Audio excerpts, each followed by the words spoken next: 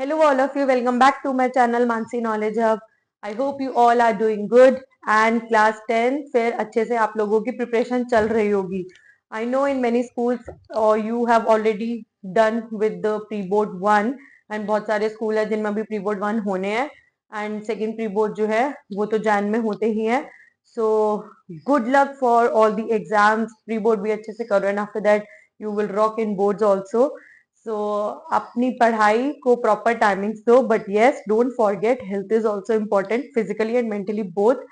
Have nutrition food, अच्छे से खाओ पियो, थोड़ा सा वॉक करो या फिर जो भी अपनी एक्सरसाइजेस करो. Otherwise at least half an hour और 1 आवर तो अपने लिए दो ही कि आप रिलैक्स होके बैठे हो इन दी आउटसाइड एनवायरमेंट. ठीक है, it will be good for all of you. चलो now let's start today's video. So जो न्यू है मैं उनको बता देती हूँ. मैं क्लास 10th मैथमेटिक्स का बोर्ड का पेपर सॉल्व करवा रही हूँ एंड वो 2023 का सेट 1 है. Yes, I will be coming with other exams also. जैसे मैं साइंस का भी कवर करूंगी. अभी मैंने मैथ्स से स्टार्टिंग करी है. सो अभी हम फर्स्ट ही पेपर कर रहे हैं.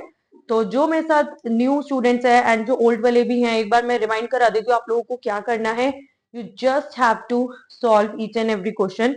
जब क्वेश्चन फ्लैश होगा स्क्रीन पे, you just have to pause the video, read the question and try to solve it by yourself. And once you will complete your solution, उसके बाद आप क्या करोगे, just play the video back and after that cross check your answer. अगर wrong है तो पूरी detail solution मैं आपको प्रोवाइड कर रही हूँ, आप वो देखोगे. और अगर wrong नहीं है then it's really good. You have to mention your score in the comment box just to see how much you are growing and I will also appreciate all of you. मुझे भी पता चलता रहेगा कि last classes से आप लोगों में क्या क्या इम्प्रूवमेंट हो रहा है. Right? Yes, so don't forget to subscribe my channel, hit the bell icon to get the notification and also like my videos. चलो अब आई होप सारे मेरे स्टूडेंट्स आ गए होंगे और जो नहीं आए हैं do share this video with them also कि वो भी आकर साथ साथ आपके क्वेश्चन सॉल्व करने लगे. राइट? चलो आज हम सेक्शन सी से स्टार्ट करेंगे. मैंने अपनी 3 वीडियोस में, प्रीवियस 3 वीडियोस है उसमें सेक्शन ए और बी कवर कर दिया है, जिसमें मैंने सेक्शन ए में से 1 to 10 क्वेश्चन फर्स्ट वीडियो में कवर करे हैं. 11 to 20 जो एमसीक्यूज थे 1 to 20 उसमें सेकेंड वीडियो में 11 to 20 कवर करे हैं. And in my third video I have covered section B जिसमें 21 से 25 क्वेश्चंस थे. ठीक है, अब हम सेक्शन सी स्टार्ट करेंगे आज and we will begin with question number 26. ठीक है, सो सेक्शन सी आज स्टार्ट हो रहा है. चलो जल्दी जल्दी ये कंप्लीट होगा फिर मैं साइंस का भी स्टार्ट कराऊंगी. नाउ 26 का ए पार्ट आपको पता है, मैं जो इसके ऑप्शनल पार्ट्स है ना वो भी सब साथ साथ करवाती चल रही हूँ ताकि जिस भी स्टूडेंट को जो अटेम्प्ट करना है वो उसको अटेम्प्ट करे.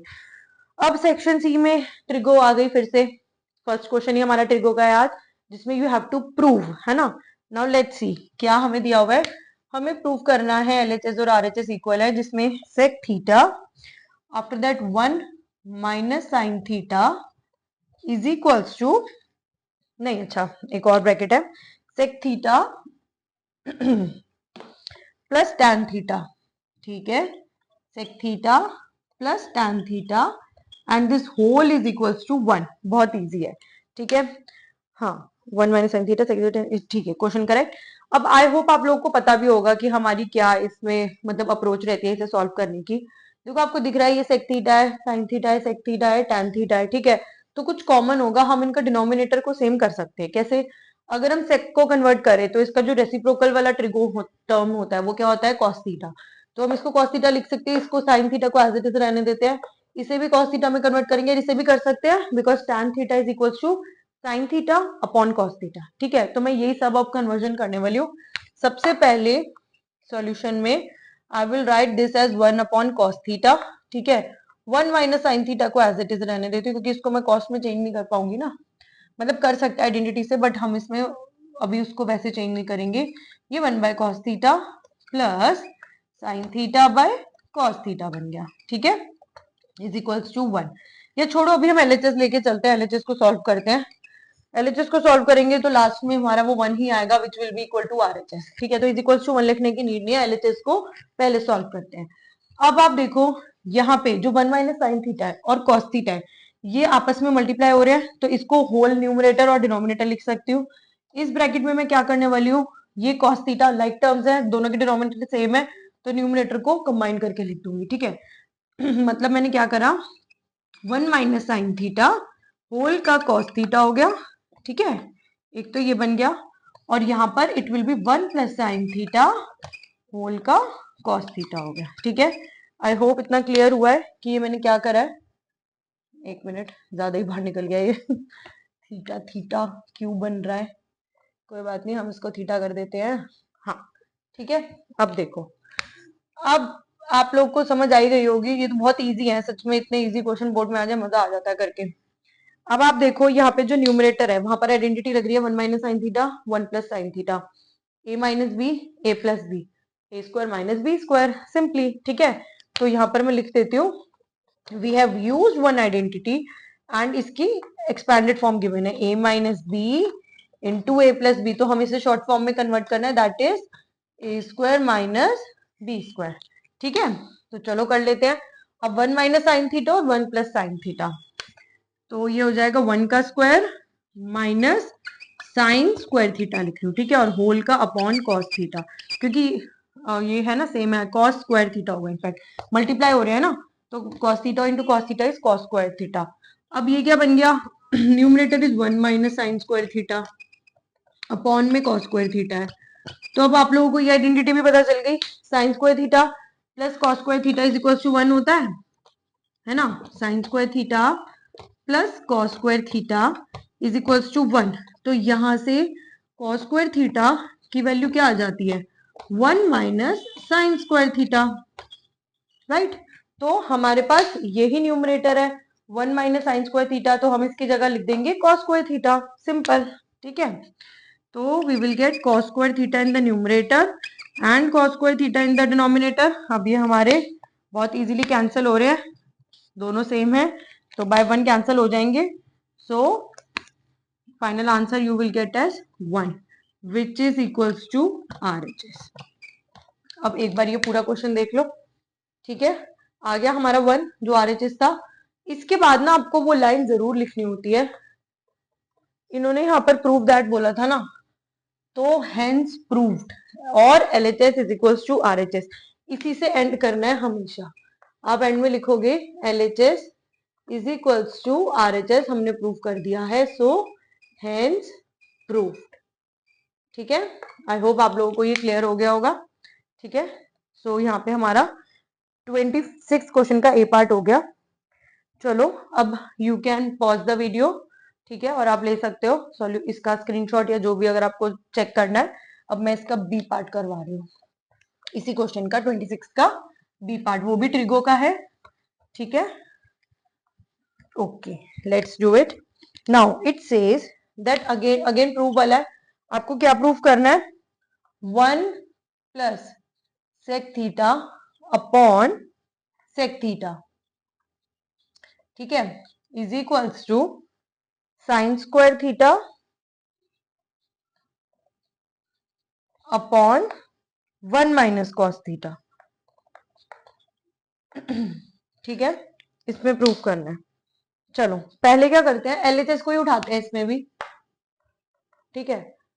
अब एक बार एक चीज देख लेते हैं, LHS को उठाएंगे, यहाँ पे हमारा जो सॉल्यूशन है मतलब RHS है, उसमें कॉस थीटा और साइन थीटा के टर्म्स में दिया हुआ है ना, तो सेक को कॉस में तो चेंज कर सकते हैं, हमें पता है, तो बस हमें पहला स्टेप वही करना है, ठीक है। और वो कैसे होता है, आपको पता है, जो सेक थीटा होता है वो 1 बाय कॉस थीटा के इक्वल होता है ना, ये दोनों एक दूसरे के रेसिप्रोकल होते हैं, तो मैं यही पुट करूंगी। तो LHS में आ गया 1 प्लस 1 अपॉन कॉस थीटा, ठीक है, होल का 1 अपॉन कॉस थीटा, क्योंकि नीचे वाले सेक को भी मैंने कन्वर्ट करा है। अब यहाँ पर इधर एलसीएम ले लेते हैं, कॉस थीटा एलसीएम आएगा तो ये कॉस थीटा प्लस 1 बन जाएगा, है ना, कॉस थीटा प्लस 1 होल का अपॉन कॉस थीटा, और नीचे हमारा 1 अपॉन कॉस थीटा चल रहा है, ठीक है। अब आपको पता है जो डिनोमिनेटर का, जैसे अगर मैं एक बार दूसरे कलर से आपको स्पेसिफाई कर दूं कि वो लाइन कौन सी है जो एक्चुअल न्यूमिनेटर और डिनोमिनेटर को सेपरेट कर रही है, वो ये रेड वाली लाइन है, ठीक है। अब यहाँ पर देखो डिनोमिनेटर का मतलब ये पूरा डिनोमिनेटर का जो डिनोमिनेटर होता है ये न्यूमरेटर में चला जाता है, ठीक है, ऐसे ही हम सिंप्लीफाई करते हैं। सो मैं यही करूंगी, अब cos theta plus 1 upon cos theta, पहले पूरा न्यूमरेटर लिखा, ठीक है, इनटू डिनोमिनेटर का डिनोमिनेटर ऊपर चला जाता है, मींस रेसिप्रोकल हो जाता है ये, तो cos theta by 1।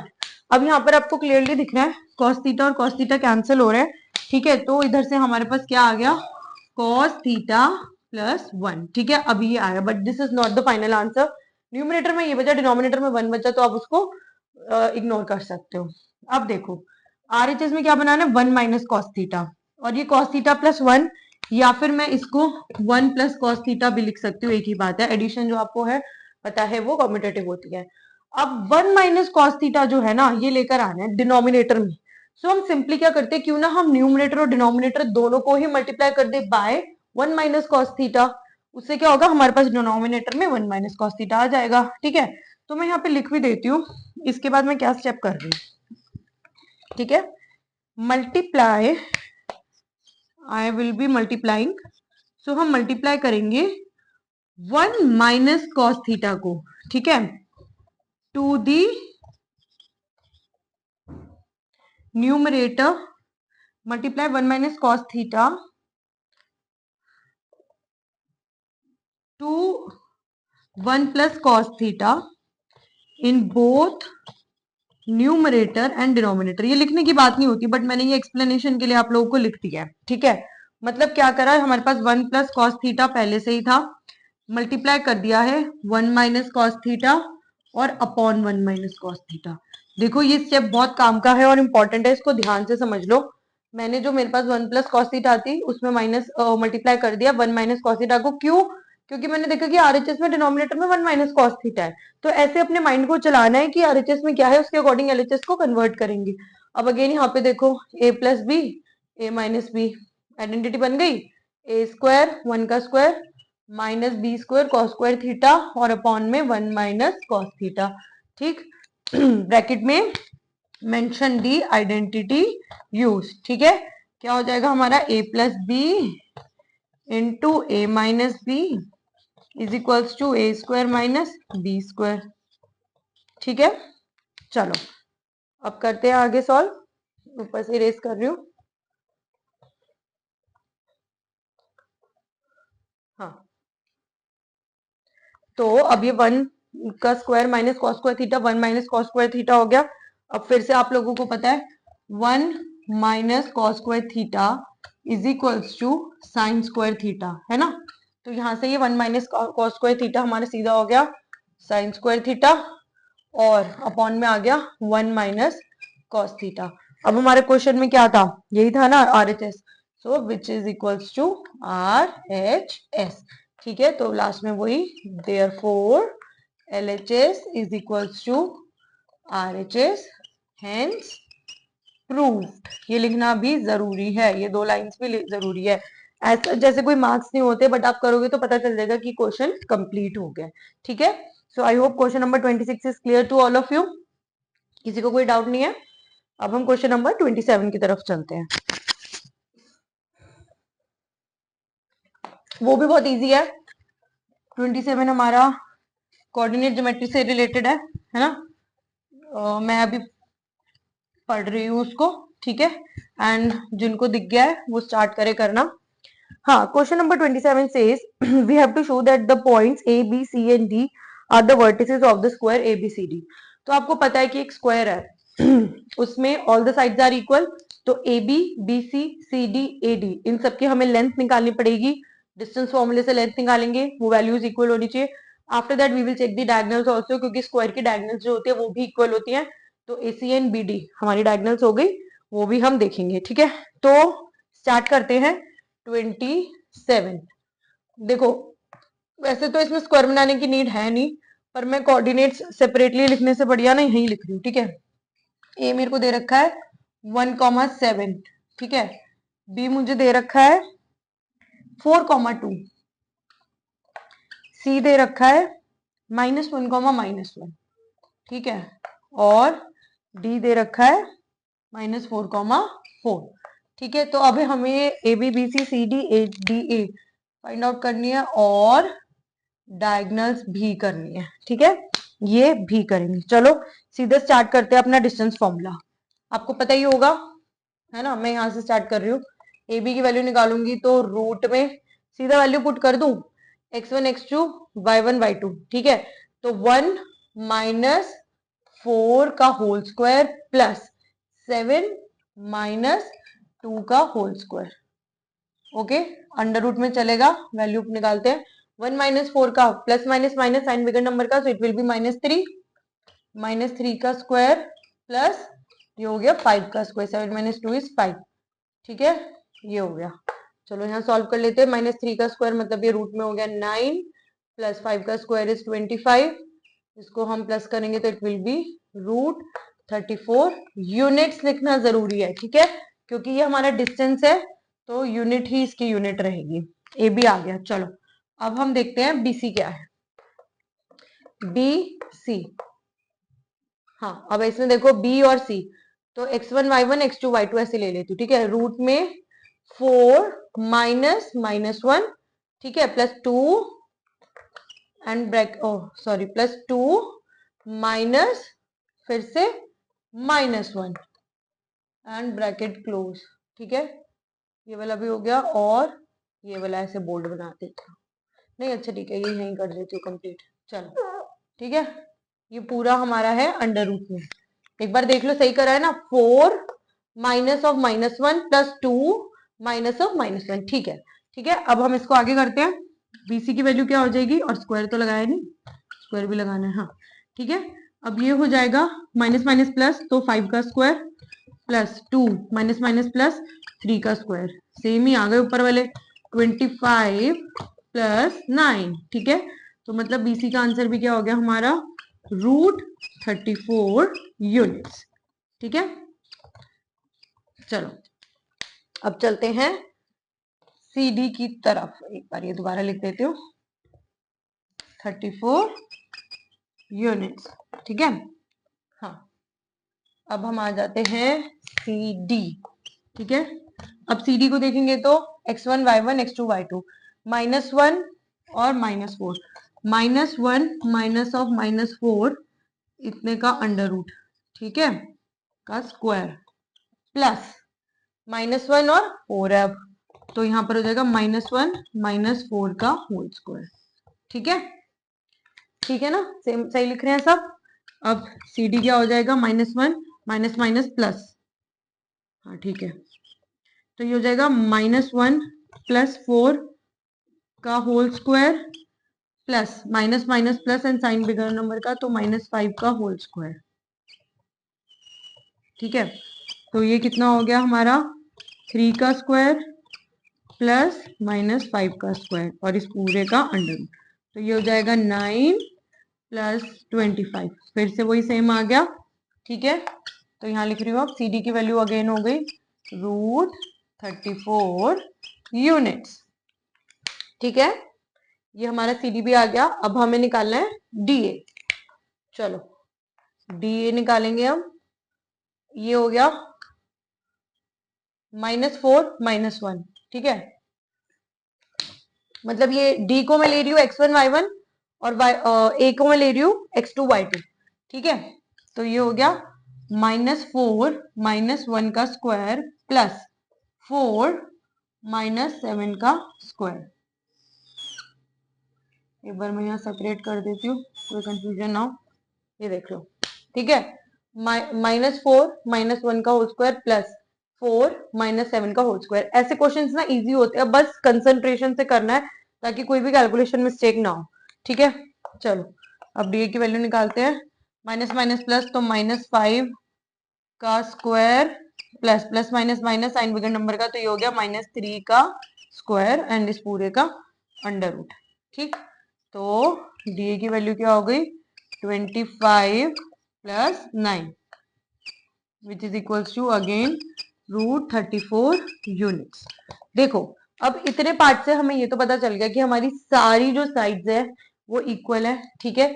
A B की लेंथ आई थी √34 यूनिट्स, बीसी की वैल्यू भी आई थी √34 यूनिट्स, सी डी की वैल्यू भी आई थी √34 यूनिट्स और डी ए की वैल्यू भी आ गई √34 यूनिट्स, ठीक है। तो आई होप इतना क्लियर हो गया होगा, सबने नोट कर लिया होगा, क्योंकि अब मैं डायगोनल्स के लिए ये बोर्ड इरेज करने वाली हूँ और फिर मैं एसी और बीडी की वैल्यू निकालूंगी, ठीक है। चलो आई एम इरेजिंग इट। इतना तो कर ही लिया होगा, नहीं तो पॉज करके दोबारा देख लो, जो भी है अपना पीछे कर लो वीडियो को और तब देख लो। जिनको समझ आ गया है चलो फटाफट आप लोग AC और BD की वैल्यू निकालो। अब सबसे पहले हम निकालते हैं AC की वैल्यू, ठीक है। तो x1 y1 x2 y2, ठीक है, ये ऐसे। चलो तो x1 1 रूट में कर देते हैं 1 माइनस -1, ठीक है, इसका स्क्वायर प्लस, अब ये कितना है y1 7 माइनस ये -1 हो गया का होल स्क्वायर, ठीक है। सॉल्व करते हैं इसको। सो AC इज इक्वल्स टू कितना हो गया, ये माइनस माइनस प्लस, तो 1 प्लस 1 का स्क्वायर प्लस ये 7 माइनस माइनस प्लस, तो 7 प्लस 1 का स्क्वायर, सॉरी 1 प्लस 1 का स्क्वायर, ठीक है। चलो अब यहाँ पर AC की वैल्यू हो गई 2 का स्क्वायर प्लस 8 का स्क्वायर, ठीक है। तो इज इक्वल्स टू रूट में 4 प्लस 64, तो is equals to root 68 units. तो यहाँ पर हमारी AC की वैल्यू आ गई रूट 68 यूनिट्स, ठीक है। अब ऐसे BD की निकाल लेते हैं। I will take B as x1 y1 and D as x2 y2, ठीक है। चलो BD इज इक्वल्स टू, इसमें क्या हो जाएगा, पहले 4 और फिर माइनस -4 का होल स्क्वायर, प्लस 2 -4 का होल स्क्वायर, ठीक है।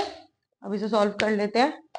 सो BD will be equal to 4 minus minus plus हो गया, प्लस 4 का होल स्क्वायर, ठीक है, plus plus minus minus sign bigger number का -4 का स्क्वायर, तो इज इक्वल्स टू कितना हो गया 4 + 4 रूट में 8 का स्क्वायर प्लस ये हो गया -4 का स्क्वायर। बस अब वैल्यूज डाल दो, 8 का स्क्वायर 64, तो BD is equals to 64 plus ये 2 था -2, सॉरी हाँ यहाँ पे 2 है बेटा, इसको करेक्ट कर लो, -2, तो 2 का स्क्वायर हमारा हो गया 4, इसका अंडर रूट, तो देयरफॉर ये भी हमारा आ गया रूट 68 यूनिट्स। हाँ ये एक बार करेक्ट कर लेना, मैंने गलती से यहाँ पे 4 लिख दिया था, 2 आना था, 2 - 4 -2 एंड इधर भी -2 का स्क्वायर, तो 8 का स्क्वायर 64, 2 - 2 का स्क्वायर 4, सो रूट 68 यूनिट्स। अब यहाँ से क्लियरली आप देख सकते हो कि जो आपके दोनों डायगोनल्स है AC और BD उनकी वैल्यू भी इक्वल है, ठीक है। तो लास्ट में हम क्या लिखेंगे, therefore AB is equals to BC is equals to CD is equals to DA, ठीक है। एंड दूसरी चीज हो गई AC is equals to BD। अब इन्होंने क्वेश्चन में क्या बोला था, show that the points ABCD are vertices of square ABCD, तो हम सीधा लिखेंगे हेंस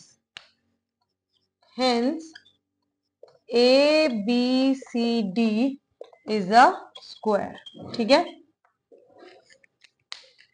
ABCD जो हमारा है वो स्क्वायर है, ठीक है। तो यहां से हमारा जो 27th क्वेश्चन था वो भी कंप्लीट हो गया।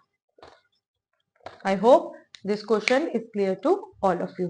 अगर किसी स्टूडेंट को कोई क्वेश्चन में डाउट होता है ना, मेरी प्रीवियस वीडियोस में भी, तो आप मुझे DM कर सकते हो, मैंने अपना इंस्टाग्राम हैंडल मेंशन करा हुआ है, अपना कॉन्टैक्ट नंबर भी दिया हुआ है। सो अगर आप लोगों को ऐसा लगता है कि थोड़ा और कुछ डाउट्स है और उनको ब्रश अप करने की नीड है या कुछ क्लियर करने की नीड है, तो आप मुझे वहां पर भी कॉन्टैक्ट कर सकते हो। I will surely help you. Now it's turn for question number 28. It says that you have to prove that the tangents drawn from an external point to a circle are equal in length. इन्होंने directly property दे दी आपको, जो आपको लिखनी है ना, solve करनी है। So this is question number 28। चलो स्टार्ट करते हैं इसको। अब इसमें पहले हमें फिगर बनानी पड़ेगी, ठीक है। हम एक सर्कल ले लेते हैं, ठीक है, उसके बाद दो टेंजेंट्स लेंगे अब हम एक एक्सटर्नल पॉइंट से, ठीक है। वो एक्सटर्नल पॉइंट को P ले लेते हैं, सेंटर ले लेते हैं O, ये ले लेते हैं Q, ये ले लेते हैं R, पॉइंट ऑफ कांटेक्ट है जो, ठीक है। और चलो डायरेक्टली ज्वाइन कर लो, ये दोनों हमारे हो गए रेडियस, ठीक। और ऐसा करते हैं P और O को भी ज्वाइन कर देते हैं। ओके, अब देखो यहाँ पर हमें गिवन टू प्रूव सब कुछ लिखना पड़ेगा, उसी के अकॉर्डिंग हम क्वेश्चन को सॉल्व करेंगे। तो आपको गिवन क्या है, अ सर्कल है ना, आपको एक सर्कल दिया हुआ है विद सेंटर O, ये चीज गिवन है, ठीक। और क्या गिवन है इसमें, पी क्यू, और हमने ले ली ना टू टेंजेंट्स, तो हम लिख देते P Q and P R to tangents, ठीक है। ये दोनों हमारी टेंजेंट्स हो गई। सेम पॉइंट है पी, तो वो भी मेंशन कर दो, from an external point P, ठीक है। देखो अब ये हमारा गिवन हो गया, जिसमें हमने मेंशन कर दिया कि हमें एक सर्कल दिया हुआ है जिसमें सेंटर ओ गिवन है, पी क्यू और पी आर हमारी दोनों टेंजेंट्स हो गई, और ये एक एक्सटर्नल पॉइंट पी से है, ठीक है। अच्छा पहले मैं एक बार ऐसे बता देती हूँ आपको कि हमने फिगर बना दिया है, हमें करना क्या है, we have to prove P R is equals to P Q, ठीक है। तो मैं यहाँ पे लिख भी देती हूँ पहले, टू प्रूव, क्या प्रूव करना है हमें, कि जो पी क्यू है उसकी वैल्यू पी आर के इक्वल है। अब आप ये देखो, हमें ऑब्वियसली दो ट्रायंगल्स तो कंसिडर करने पड़ेंगे, एक होगा पी ओ क्यू और एक होगा पी ओ आर। अब इसमें आप ये बात देखो, जो ये एंगल है ना, पॉइंट ऑफ कांटेक्ट पे बनता है क्यू और आर, ये दोनों की मेजर जो होगी इट विल बी 90 डिग्री। ये हमने प्रॉपर्टी पढ़ी हुई है that the point of contact of the radius and the tangent always measures 90 degree, तो ये 90 डिग्री होगा। और हमें क्या है, पीओ आपको कॉमन दिख रहा है, मतलब we are considering this two triangle P O Q and P O R, so P O हमारा कॉमन हो गया, these two angles are 90 degree. और थर्ड थिंग क्या लोगे आप, हाँ, ओ क्यू और ओ आर ये दोनों हमारे रेडियाई है ऑफ द सेम सर्कल, तो इसका मतलब आर एच एस कॉन्ग्रुएंसी से ये दोनों ट्रायंगल हमने कॉन्ग्रुएंट प्रूफ कर दिए। जब हमारे ट्रायंगल्स कॉन्ग्रुएंट हो गए तो सीपीसीटी से हम बोल देंगे that P Q is equals to P R. CPCT क्या होता है, corresponding part of congruent triangles, ठीक है। तो वही करेंगे, तो गिवन टू प्रूव इसको भी लिखना जरूरी है, इसके मार्क्स होते हैं। अब हम प्रूफ स्टार्ट करेंगे, प्रूफ में यहां से स्टार्ट कर रही हूँ, ठीक है। चलो प्रूफ, जो मैंने बोला है बस वही चीजें मैं लिखने वाली हूँ अभी सेम। सबसे पहले हम ट्रायंगल ले रहे हैं, जिनको समझ आ गया वो अपने आप लैंग्वेज लिखो, in triangle P O Q and triangle P O R, ठीक है। सबसे पहला स्टेप यही होता है, जो दो ट्रायंगल्स है उनको मेंशन कर दो। अब क्या क्या है उसमें, हम ले रहे हैं P O is equals to P O which is common, ठीक। उसके बाद angle O Q P is equals to angle O R P, bracket में रीजन ईच 90 डिग्री, ठीक। थर्ड थिंग क्या थी, O Q is equals to O R, क्योंकि दोनों क्या है, रेडियाई ऑफ सेम सर्कल, एक ही सर्कल के अंदर की बात हो रही है, ठीक है। तो यहां से क्लियर हो गया that triangle P O Q is congruent to triangle P O R by R H S congruency. देख लो, इतना नोट कर लो, बस मैंने इन दोनों ट्रायंगल को कॉन्ग्रुएंट करा, जो बोल रही थी वही लिखा है, सेम थिंग, सी, ठीक है। अब उसके बाद हम क्या बोल देंगे कि पी क्यू और पी आर इक्वल है बाय सीपीसीटी, ठीक है। So P Q, therefore P Q is equals to P R by CPCT, और ये दोनों हमारी टेंजेंट्स थी ना, तो यहाँ से प्रूव हो गया कि जो टेंजेंट्स हैं from same external point their length are always equal, ठीक है। So here 28 question is over. अब नेक्स्ट आ जाते हैं 29th पे। 29th क्वेश्चन भी अच्छा है, इजी है, कैलकुलेशन वाला है, तो मुझे कैलकुलेशन वालों में ज्यादा मजा आता है as compare to this theory part. But ये थ्योरी वाले में फुल मार्क्स होते हैं, आपने पहले से प्रैक्टिस कर रखी है, डायरेक्टली जाके लिख दो, you will get full marks. अब what is 29th question saying, let's hear it. If alpha and beta are zeros of the quadratic polynomial, चलो पॉलिनोमियल लिख लेते हैं, क्या है, पी एक्स, मैं ले रही हूँ पॉलिनोमियल को, it is equals to X square plus 3x plus 2, ठीक है, ये गिवन है। चलो लिख लेते हैं एक बार, पढ़ लेते हैं आगे क्या है। If alpha and beta are zeros of the quadratic polynomial X square plus 3x plus 2, find a quadratic polynomial whose zeros are alpha +1 and beta +1। Okay, interesting question. ठीक है, हम मान लेते हैं कि ये हमारी पॉलिनोमियल है, ठीक है, और इन्होंने दे रखा है कि इसके 2 जीरोज है। वो क्या है, ये मैं सोल्यूशन ही कर रही हूँ। Alpha and beta are zeros of P X. ये हमारे पास क्या है, ऑलरेडी गिवन है ना, ये गिवन पार्ट है। तो अब आपको पता है कि जो हमारा जीरोज होते हैं उनका सम और प्रोडक्ट किसके इक्वल होता है, वहां से हम वैल्यूज निकालने की ट्राई करते हैं। ठीक है, तो जो सम ऑफ जीरोज होता है मतलब alpha plus beta, it will be equal to -b/a।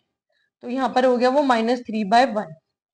ठीक है, तो यहां से एक बात पता चल गई हमें कि अल्फा प्लस बीटा की वैल्यू जो है इट इज -3, ये। ठीक है, अब नेक्स्ट आ जाते हैं प्रोडक्ट वाले पे, जो इक्वल होता है c/a के। तो alpha into beta will be equal to c/a which is equal to 2/1। तो यहाँ से हमें क्या कंक्लूजन मिला, that alpha into beta is equals to 2। ये दोनों चीजें हो गई। ठीक है, अब देखो क्वेश्चन में क्या पूछा था, हमें एक क्वाड्रेटिक पॉलिनोमियल बतानी है जिसके जीरोस हैं अल्फा +1 और बीटा +1। तो अब अगर हम देखें तो हमारे पास अल्फा और बीटा की वैल्यू आ गई। ठीक है, तो वो वैल्यू हम पुट करते हैं अल्फा +1 और बीटा +1 में, और फिर देखते हैं सम और प्रोडक्ट जो है वो किसके इक्वल आ रहा है, क्योंकि वहीं से हम क्वाड्रेटिक पॉलिनोमियल पे जाएंगे। ठीक है, जो न्यू बनेगी। सो आप यहाँ पे क्या लिखोगे, alpha +1 sum of zeros plus beta +1 हो गया है ना, इसकी वैल्यू निकालेंगे। फिर product of zeros alpha +1 and beta +1 is equals to this. देखो अभी हमने क्या करा, सम ऑफ जीरोस और प्रोडक्ट ऑफ जीरोस, ये न्यू वाले जीरोस जो है ना जिसकी हमें निकालनी है क्वाड्रेटिक पॉलिनोमियल, उनको हम कंसीडर कर रहे हैं। ठीक है, अब अल्फा की जगह वैल्यू अल्फा प्लस बीटा की वैल्यू हमें दे रखी है और अल्फा इंटू बीटा की वैल्यू भी दे रखी है। पहले क्या करेंगे, पहले इन्हें ओपन अप करते हैं। ठीक है, जब हम इन्हें ओपन अप करेंगे तो यहाँ पे तो प्लस का साइन है, सारे ब्रैकेट ओपन हो जाएंगे। It will be alpha +1 plus beta +1। तो यहाँ पर हमारे पास आ गया अल्फा प्लस बीटा +2 लिख देते हैं। अब ठीक है, ये अल्फा प्लस बीटा रीअरेंज कर रहा है, +1 +1 2। अल्फा प्लस बीटा की वैल्यू कितनी दे रखी है, -3, और ये +2 एज इट इज। ठीक है, मैंने क्या करा, ये अल्फा प्लस बीटा की जगह इसकी वैल्यू लिख दी -3 और +2 एज इट इज। तो यहाँ पे हमारा इसका आंसर आ गया -1। ठीक है, अभी इसको सब समझ के चलो, मतलब जो न्यू वाले जीरोस है उनका सम जो है वो किसके इक्वल है, -1 के। अभी ये माइंड में रखना है। ठीक है, ऐसे प्रोडक्ट वाला करते हैं, फिर हम क्वाड्रेटिक पॉलिनोमियल बनाएंगे। अब इसमें क्या करेंगे, इसको ओपन करते हैं। पहले अल्फा को इनसे मल्टीप्लाई कर दें, तो it will be alpha beta plus alpha. 1 से हो गया ना, एक बार बीटा से हुआ, फिर दूसरी बार 1 से हुआ। अब 1 होगा बीटा से तो प्लस बीटा, फिर 1 होगा 1 से तो +1। ठीक है, ये ओपन हो गया। अब वैल्यूज पुट करते हैं, अल्फा इंटू बीटा की वैल्यू क्या थी, 2 डाल दी, प्लस अल्फा प्लस बीटा की वैल्यू ये पूरी -3 वो पुट कर दी, और +1 एज इट इज रहा। इसको सॉल्व करते हैं। अब ये 2 + -3 हो गया है ना। सो यहाँ लिख देती हूँ 2 - 3 + 1 इज इक्वल्स टू, ये 2 - 3 -1 हो गया +1। तो ये तो हमारा आंसर आ गया 0। इसका मतलब जो न्यू वाले जीरोस है उनका प्रोडक्ट जो है it will be equal to 0। ठीक है, अब यहां से हम क्वाड्रेटिक पॉलिनोमियल बना देंगे। रिक्वायर्ड पॉलिनोमियल क्या हो जाएगी, देखो इसके ना 2 तरीके हैं। एक तो बच्चों को पहले से ही फॉर्मूला पता होता है कि वो होता है x² - सम इंटू एक्स और प्लस प्रोडक्ट। ठीक है, मतलब x² - sum of zeros into X and plus में प्रोडक्ट ऑफ जीरोस। जिसको रटना नहीं है, जिसको नहीं पता ये सब बात, तो उनके लिए मैं बता रही हूँ कैसे। देखो जो सम ऑफ जीरोस होता है वो -b/a के इक्वल होगा। ठीक है, और सम ऑफ जीरोस आपका -1 आया तो इसको इक्वेट कर देंगे किससे, हम -b/a से। तो मैंने क्या बोला, एक बार हम यहाँ लिखते हैं, सम ऑफ जीरोस मतलब अल्फा +1 प्लस बीटा +1। ठीक है, इसकी वैल्यूज आ गई -1। अब ये किसके इक्वल होना चाहिए हमारा, -b/a। ठीक है, इसमें यहां पर भी अब हमें एक बात तो पक्का पता है कि न्यूमरेटर तो -1 रहेगा अभी के लिए। ठीक है, डिनोमिनेटर को 1 ले लेते हैं, क्योंकि कुछ नहीं होता तो डिनोमिनेटर 1 है। ठीक है, इस पे फोकस करेंगे हम। अब प्रोडक्ट वाले पार्ट पे आते हैं, अल्फा +1 एक 0, बीटा +1 दूसरा 0। इसकी वैल्यू हमारी कितनी आई थी, 0 ही आई थी। तो ये किसके इक्वल होता है, जो प्रोडक्ट होता है it is equal to C by A, ठीक है। तो ये सी अपॉन ए के इक्वल हो गया। अब इसके अकॉर्डिंग ये 0 अपॉन 1, ठीक है। Now we have to consider this part कि जो सी बाई ए है वो 0 बाय 1 के इक्वल है। अब देखो यहाँ पर क्या होता है, अगर हमारी ए की वैल्यू सेम आ रही है, क्यों, क्योंकि दोनों के डिनोमिनेटर में ए है। अगर वैल्यू सेम आ रही है तो मतलब सी और बी की यही पर्टिकुलर वैल्यूज है। अगर नहीं आ रही होती, सेम डिफरेंट आ रही होती, तब हम इन दोनों को लाइक फ्रैक्शन में कन्वर्ट करते, मतलब डिनोमिनेटर ए को सेम करना है और फिर जो वैल्यूज आएंगी न्यू वही बी और सी की वैल्यूज होंगे रिस्पेक्टिवली। बट यहाँ पर हमें ये सब नहीं करना क्योंकि हमारे पास ए की वैल्यू ऑलरेडी सेम है, ठीक है। तो यहाँ पर हमारा क्या बन जाएगा, सीधा जो स्टैंडर्ड इक्वेशन होती है, ठीक है। क्या होती है standard equation, A X square plus B X plus C is equals to 0। तो पहले ना एक बार यहाँ पे मैं देख लेती हूँ, इसके अकॉर्डिंग हमारी ए की वैल्यू आ गई 1, बी की वैल्यू क्या आई, अब देखो माइनस बी की -1, माइनस माइनस कैंसल, तो बी की 1 आ गई और सी की क्या आ गई 0। बस इसको पुट कर दो। जब आप इन वैल्यूज को ये स्टैंडर्ड इक्वेशन में पुट कर दोगे you will get your required polynomial expression, ठीक है, या फिर आपको रिक्वायर्ड पॉलिनोमियल मिल जाएगा। तो मैं यहां लिख भी देती हूँ, रिक्वायर्ड पॉलिनोमियल, ठीक है, इज इक्वल टू क्या हो जाएगा, ए की जगह 1 तो सिर्फ एक्स स्क्वायर प्लस बी की जगह 1 तो ये x हो गया और ये तो 0 ही है, इज इक्वल्स टू 0। मतलब इन शॉर्ट हम क्या बोल सकते हैं, it is x square plus x, ठीक है। अब देखो आप ना ये भी कर सकते हो कि इनके साथ ना कोई k भी मल्टीप्लाई हो सकता है, ठीक है। मतलब k इज एनी नंबर, कोई और नंबर भी अगर हम चाहें मल्टीप्लाई कर सकते हैं तो भी आएगा। मतलब हमारे पास जीरोस ये आ सकते हैं, अल्फा प्लस 1 और बीटा प्लस 1। सो मतलब क्या करना है, if you will leave the answer as X square plus X तो भी आपका करेक्ट है, अगर आप k के साथ मल्टीप्लाई करके छोड़ दोगे तो भी करेक्ट है, ठीक है। क्योंकि k इज एनी नंबर जो अगर हम इसमें मल्टीप्लाई करेंगे तब भी we will get this as the answer, ठीक है। सो यहाँ पर हमारा क्वेश्चन नंबर 29 कंप्लीट हो गया, ठीक है। I hope this is clear to all of you. Now it's turn for question number 30.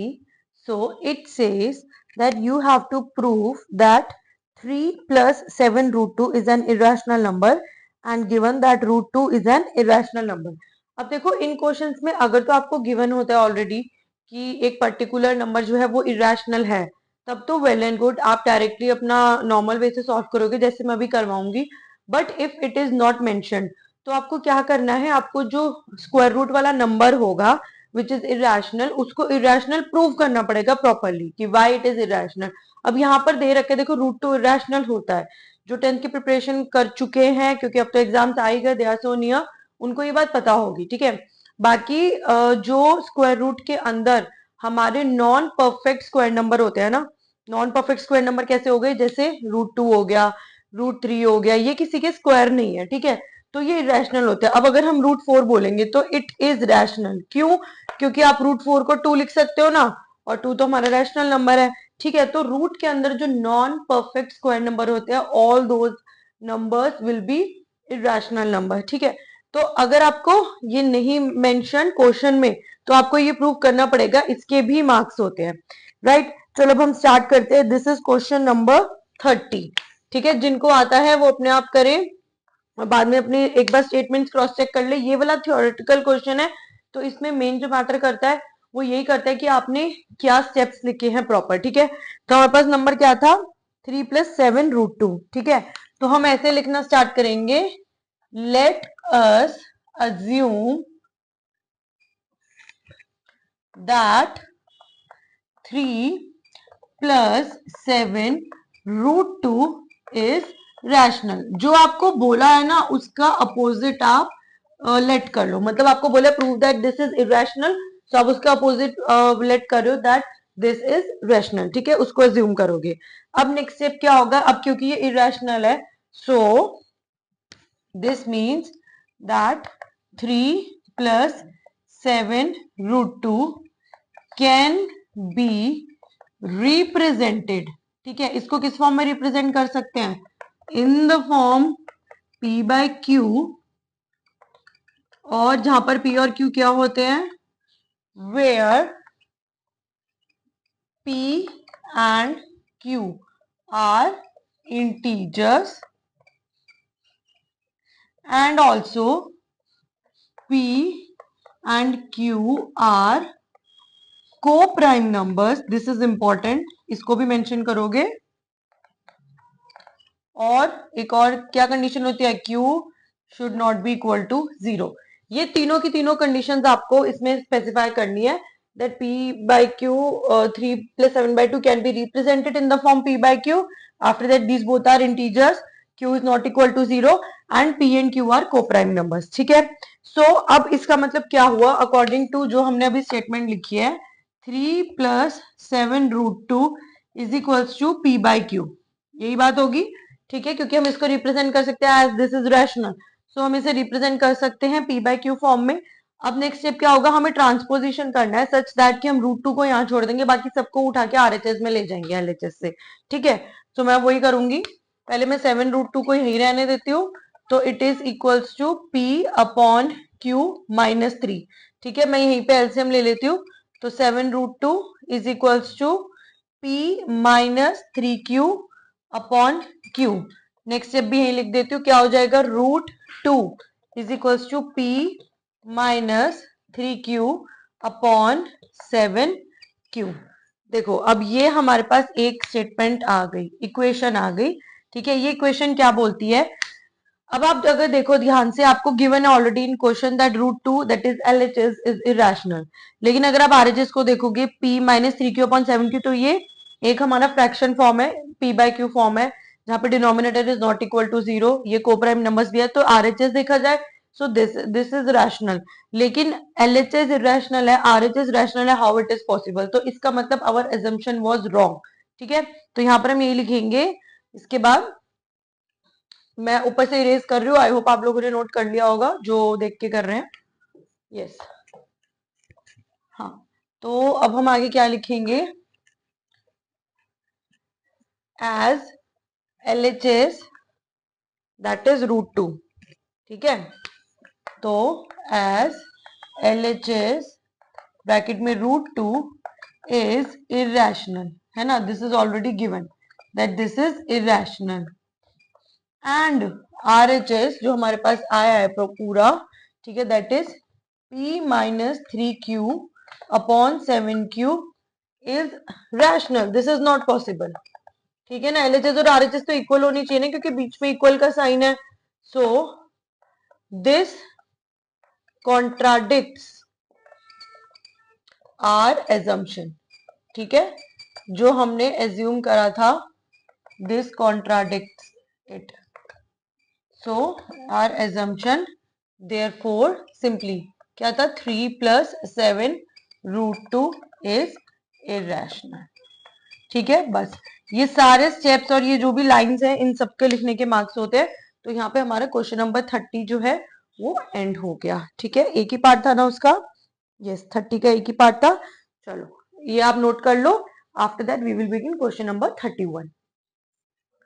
अब 31 क्वेश्चन जो है उसके दो पार्ट्स हैं, तो आपको पता है मैं आपको दोनों पार्ट्स कराऊंगी। अब ए पार्ट क्या कहता है, let's see, in the given figure DE parallel AC and DF parallel AE and we have to prove that BF upon FE is equals to BE upon EC। तो मैंने पूरा क्वेश्चन इसमें already लिख दिया है, ये फिगर है हमारी और ये हमें गिवन है। ठीक है, क्या गिवन है, जो DE लाइन है, देखो ये रही DE, it is parallel to AC, ये AC के पैरेलल है। उसके बाद जो DF है, मतलब ये वाली line, it is parallel to AE, मतलब इसके हो गए। ठीक है, मैंने डबल लाइन और सिंगल लाइन से इनको डिनोट कर दिया है। अब हमें प्रूफ क्या करना है कि BF अपॉन FE, मतलब ये वाली लाइन हो गई ना, BF upon FE is equals to BE और अपॉन EC। ठीक है, इस पार्ट को हमें प्रूफ करना है। तो सबको पता चली गया होगा, ये तो सबसे इजी क्वेश्चन है, ये भी हमारा थ्योरेटिकल है, इसमें आपकी बेसिक प्रोपोर्शनैलिटी थ्योरम लगेगी और उससे सॉल्व हो जाएगा। तो जल्दी से स्टार्ट करते हैं। अब किस तरीके से होगा, ये तो आई थिंक एनसीईआरटी का ही क्वेश्चन है, तो इतने इजी क्वेश्चन आ जाए तो मजा ही आ जाता है। नाउ हमने गिवन टू प्रूफ इस तरीके से लिखेंगे हम, उसके बाद we will show the proof. ठीक है, चलो प्रूफ करते हैं। अब इसमें क्या होगा, अब ट्रायंगल कंसिडर करने, उसके अकॉर्डिंग आप बीपीटी लगाओगे। सबसे पहले हम ट्रायंगल ले लेते, देखो हमें BF अपॉन FE चाहिए, तो यहां से पकड़ के चलो, BE दो साइड आनी चाहिए ए और फिर ये बी अगेन, मतलब डी इसमें इंक्लूड हो जाएगा।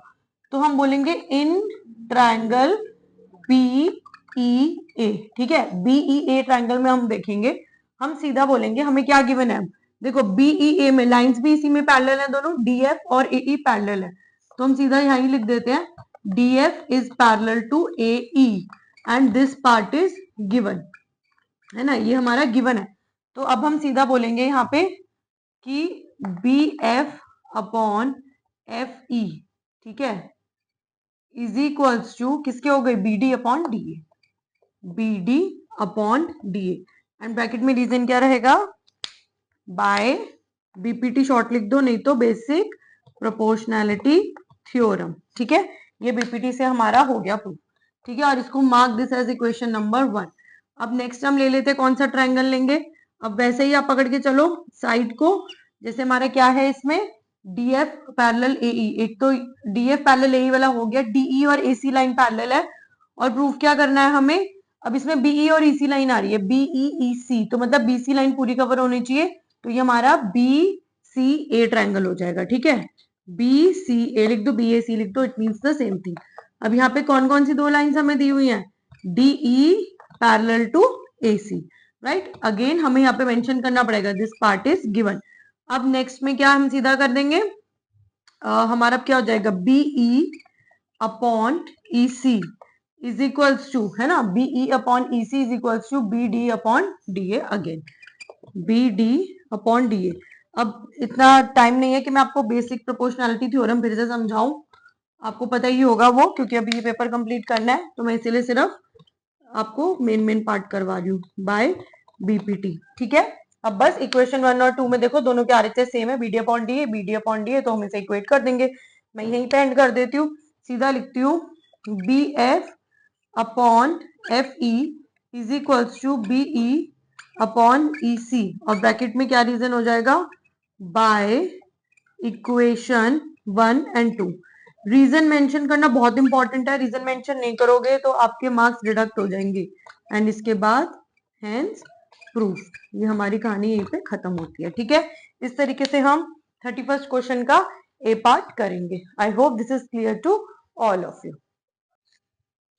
Now question number 31b part, it says that the diagonals of quadrilateral ABCD intersect each other at point O such that AO upon BO is equals to CO upon OD, ठीक है। तो हमें क्या given है, एक बार मैं लिख भी देती हूँ, गिवन पार्ट हमें दे रखा है, हाँ, AO upon BO is equals to CO upon OD, CO upon OD, ठीक है। हम एक बार इसमें देख भी लेते हैं, AO अपॉन BO, ठीक है, और is equals to CO upon OD। अब आगे हमें क्या बोला है, show that the quadrilateral ABCD is a trapezium, हमें ये शो करना है कि जो ABCD है वो एक ट्रेपीजियम है। सो नाउ लेट्स सी हम इसको कैसे करते हैं। देखो ये भी हमारा बहुत इजी पार्ट है, हम यहाँ पर हमें ना लिखना पड़ेगा जैसे हमने गिवन लिखा है, ठीक है। सिमिलरली आप टू शो लिख दो, what you have to show that ABCD is a trapezium, ठीक है। ये आपको भी इसमें प्रूफ करना है कि जो हमारा ABCD है वो ट्रेपीजियम है, राइट। चलो लेट्स स्टार्ट डूइंग दिस। देखो अगर हम इसकी सॉल्यूशन की बात करें, ठीक है, सॉल्यूशन नहीं लिख रही हूं मैं यहाँ पे, तो वो किस तरीके से चलेगा, सबसे पहले हमें जो गिवन है ना हम उसका करेंगे रीअरेंजमेंट। ओके, हमें गिवन है AO upon BO is equals to CO upon OD, दोबारा लिखना पड़ेगा और ये भी मेंशन करना पड़ेगा that this part is given. Board में प्रॉपर करने का वे यही रहता है, ठीक है।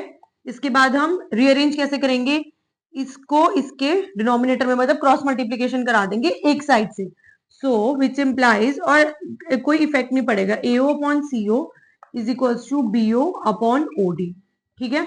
अब हम चाहे तो इसको थोड़ा और प्रॉपर वे में लिख लेते हैं, AO अपॉन OC लिख लेते हैं, ठीक है। तो यही लिख देती हूँ which implies AO upon OC, और BO अपॉन OD तो लिखा हुआ है is equals to BO upon OD, तीनों का मतलब सेम है, ठीक है, बस यहाँ रीअरेंजमेंट करो और उसके बाद ऐसे लिख दिया। अब उसके बाद देखो जो ये एंगल है आपका एंगल डीओसी और ये एंगल जो है आपका एओबी, इससे क्या हो गया, हम अभी ना कुछ क्या करेंगे, हम अब ट्रायंगल्स कंसीडर करेंगे, ट्रायंगल एओबी और ट्रायंगल सीओडी। ठीक है, तो मैं यहां लिख देती हूँ in triangle AOB and triangle COD. ठीक है, एओबीओ सीओ और ओडी। हाँ, अब हम इसमें क्या कंसिडर कर रहे हैं, देखो ये हमने अभी प्रूफ करा है, हम चाहे तो इसको इक्वेशन नंबर 1 मान लेते हैं। ठीक है, और अब हम सीधा बोलेंगे AO upon OC is equals to BO upon OD और ब्रैकेट में लिख देते हैं बाय इक्वेशन 1। ठीक है, एक हमने ये पार्ट प्रूफ कर दिया। नेक्स्ट हम क्या करने वाले, जो ये एंगल है COD और AOB, ये दोनों हमारे वर्टिकली अपोजिट एंगल्स है ना, इसमें तो कोई वो नहीं है, इशू नहीं है, तो वो भी हम लिख देते हैं। ये चलो नेक्स्ट लाइन ऊपर इरेज करके लिख देती हूँ। आई होप आप लोगों ने ऊपर का गिवन और टू शो लिख लिया होगा, मैं इस पार्ट को भी इरेज कर रही हूँ। ठीक है, हाँ, अब मैं यहाँ पे लिखती हूँ, तो मैंने क्या बोला आपको, that angle AOB is equals to angle COD और ब्रैकेट में रीजन क्या होगा, वर्टिकली, ठीक है, अपोजिट एंगल्स। ठीक है, अब हमारे पास यहाँ पे आपको दिख रहा है ये SAS सिमिलैरिटी क्राइटेरिया लग गया। कैसे, AO साइड है, एंगल है, BO साइड है इस ट्रायंगल की, इस ट्रायंगल की देखोगे आप CO साइड है, एंगल है, and then OD included angle है। ठीक है, तो हम सीधा इसके बाद लिखेंगे, मैं ये पार्ट भी रेस कर रही हूँ, that triangle AOB similar to triangle COD। ठीक है, triangle AOB similar to triangle COD और ब्रैकेट में रीजन क्या आ जाएगा, by SAS similarity criteria, by SAS similarity criteria. ठीक है, तो यहां से हमारा ये प्रूव हो गया। अब जब ये प्रूव हो गया तो क्या हम ये नहीं बोल सकते, जैसे लेटर से इसको हम एंगल 1 ले लेते हैं और ये D वाला पार्ट जो है इसको एंगल 2 ले लेते हैं, ये दोनों इक्वल होंगे। ठीक है, कॉरेस्पॉन्डिंग पार्ट्स है, तो मैं सीधा लिख देती हूँ angle 1 is equals to angle 2 और ब्रैकेट में आप रीजन लिखोगे corresponding parts of similar triangle. अगर हमारा ये कॉन्ग्रुएंट ट्रायंगल्स का होता ना तो हम CPCT लिख देते, बट इसमें आपको लिखना पड़ेगा corresponding parts of similar triangles. ठीक है, तो इससे angle 1 is equal to angle 2 हो गया। Now you only tell me angle 1 और एंगल 2 जो है वो कौन से पेयर बना रहे हैं। ठीक है, कौन से पेयर ऑफ एंगल्स हैं, जिनको पता है वो कमेंट बॉक्स में पॉज करके वीडियो बताओ और फिर देखो कि क्या जो मैं बताने लगी हूँ वही आंसर आपने दिया था, और जिन्हें नहीं पता उन्हें मैं समझा रही हूँ। एंगल 1 और 2 जो है ये हमारे ऑल्टरनेट इंटीरियर एंगल्स बन रहे हैं, है ना, these form the pair of alternate interior angles and these are equal. तो हम ये बात लिखेंगे 1 इज इक्वल्स टू 2, ये तो हमने प्रूव कर दिया, corresponding part of similar triangle. और हम सीधा लिखेंगे अब as angle 1 and angle 2 are alternate interior angles, तो इस वजह से हमारा क्या हो गया, जो ये लाइन हो गई AB और ये लाइन हो गई DC, ये हमारी हो गई पैरेलल। ठीक है, देयरफॉर हम बोलेंगे AB is parallel to DC। ठीक है, ये होता है ना अगर हमारी दो पेयर ऑफ मतलब दो लाइंस अगर हमारी पैरेलल है, ठीक है, तो ट्रांसवर्सल जब उसे कट करती है तो उसमें ऑल्टरनेट इंटीरियर एंगल्स इक्वल होते हैं, कॉरेस्पॉन्डिंग एंगल्स इक्वल होते हैं। आई होप ये सब जो आपके बेसिक कॉन्सेप्ट है ये क्लियर होंगे। ठीक है, सिमिलरली यहाँ पर हम अगर ऑल्टरनेट इंटीरियर एंगल्स दिया हुआ है pair and those are equal, तो जो वो लाइंस होती है ना दोज आर पैरेलल लाइंस, तो वही हमने करा है as angle 1 and angle 2 are alternate interior angles, so therefore AB is parallel to DC। अब आपको पता है एक क्वाड्रिलेटरल में अगर one pair of opposite side is parallel तो वो हमारा ट्रेपीजियम हो जाता है। तो AB और DC हमारे पैरेलल हो गए और हम सीधा लिखेंगे hence ABCD is a trapezium. ठीक है, यहां से हमारा ये एक ट्रेपीजियम पता चल गया। चलो, इसी के साथ हमारा सेक्शन C जो है वो एंड होता है ना, अब सेक्शन D स्टार्ट होगा।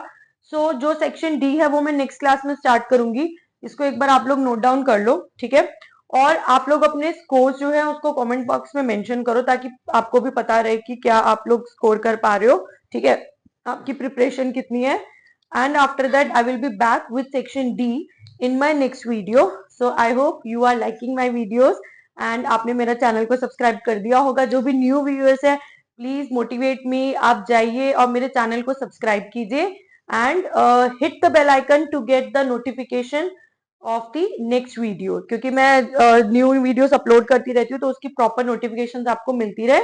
Okay, so thank you so much for watching this session. I hope you like it. Till next video में अब हम सेक्शन डी के साथ मिलेंगे। तब तक keep studying, keep preparing, and अगर आपको कोई भी और डाउट्स रहते हैं तो आप मुझे इंस्टाग्राम पे डीएम कर सकते हो या फिर मेरे नंबर पे कांटेक्ट कर सकते हो। मैं दोनों चीजें आपको डिस्क्रिप्शन बॉक्स में मेंशन कर दूंगी। Okay, bye bye, see you in my next lecture.